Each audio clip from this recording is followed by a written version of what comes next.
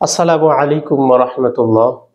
সুপ্রিয় দর্শক, আজকে আমরা কথা বলবো লাইলাতুন নিসফি মিন শাবান বা শবে বরাত সম্পর্কে। শবে বরাত নিয়ে আমাদের মধ্যে যে বাড়াবাড়ি এবং ছাড়াছাড়ি রয়েছে এই বিষয় নিয়ে আলোচনা করব। এই শবে বরাত সম্পর্কে আমাদের মধ্যে অনেক বাড়াবাড়ি রয়েছে, আবার অনেকের মধ্যে অনেক ছাড়াছাড়ি রয়েছে।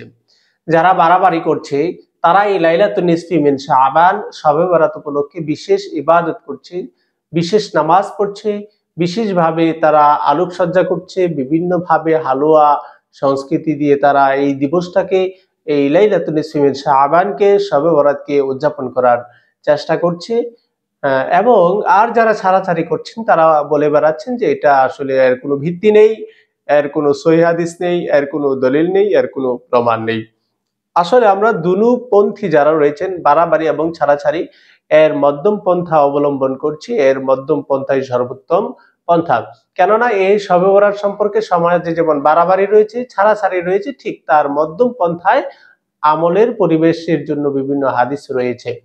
তাহলে যারা ছাড়াছাড়ি করছেন, যারা বলছেন যে এই শবে বরাত সম্পর্কে কোনো ধরনের ভিত্তি নেই, কোনো ধরনের সহিহ হাদিস নেই, তারা তাদেরই কথাটা আসলে সঠিক নয়। যেটা সহিহ ইবনে হিব্বান এর কিতাবুস সহিহতে 5665 নম্বর হাদিসের মধ্যে হযরত মুআজ ইবনে জাবাল রাদিয়াল্লাহু থেকে বর্ণিত রাসূল সাল্লাল্লাহু আলাইহি সাল্লাম বর্ণনা করেছেন। রাসূল সাল্লাল্লাহু আলাইহি সাল্লাম বর্ণনা করেছেন, এই হাদিসের মধ্যে আল্লাহ রাসূল সাল্লাল্লাহু আলাইহি সাল্লাম বর্ণনা করেন যে আল্লাহ সুবহানাহু ওয়া তাআলা অর্ধ শাবানের রাতে আল্লাহ সমস্ত সৃষ্টির প্রতি দৃষ্টিপাত করেন।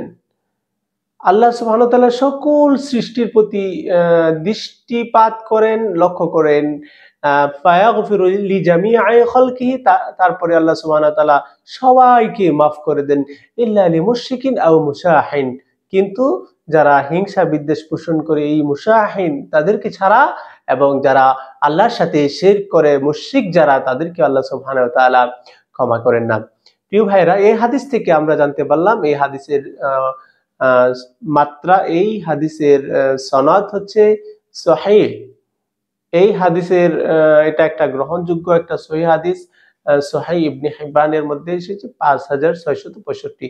তাছাড়া আরো বিভিন্ন কিতাবের মধ্যে বিভিন্ন হাসান হাদিস এসেছে, কিছু কিছু জয়ীফ হাদিসও এসেছে, যেগুলো আমরা এই বিভিন্ন হাদিস থেকে আমরা যেটা জানতে পারলাম, সব মিলিয়ে এই রাত্রের ইবাদতটা, এই রাত্র পালনটা একটা গুরুত্বপূর্ণ রাত্র, সেটা হাদিস থেকে প্রমাণিত হয়। তবে যারা এই রাত্র নিয়ে বাড়াবাড়ি করছেন, তবে এই রাত্র ভাগ্য রজনী নয়। যারা এই রাত্রকে ভাগ্য রজনী সাব্যস্ত করেন, সেটাও ঠিক নয়। এই রাত্র সম্পর্কে অনেক ধরনের কুসংস্কার আমাদের সমাজে চালু রয়েছে। এই দিবসটা আসলেই অনেকেই বলে যে হালুয়া রুটি খাওয়া যাবে কিনা। হালুয়া রুটি খাওয়ার বিধান যেটা, সেটা আসলে শবে বরাতের কোনো বিধান নয়। এগুলো আমাদের শবে বরাতের কোনো সংস্কৃতিও নয়। এই শবে বরাতের মধ্যে আবার একটা জয়ীফ হাদিস এসেছে, যেটা একটু সনদটা একটু দুর্বল। তারপরেও আমলযোগ্য হাদিস, ইযা কানাত লাইলাতুন নিসফি মিন শাবান, যখন শাবান মাসের মধ্য রজনী আসে, অর্থাৎ শবে বরাত আসে, কুমু লাইলাহা, তোমরা রাত্রে দণ্ডায়মান হও, আল্লাহর কাছে দণ্ডায়মান হও, ওয়া সুমু নাহারাহা, এবং তোমরা দিনের বেলা রোজা রাখো।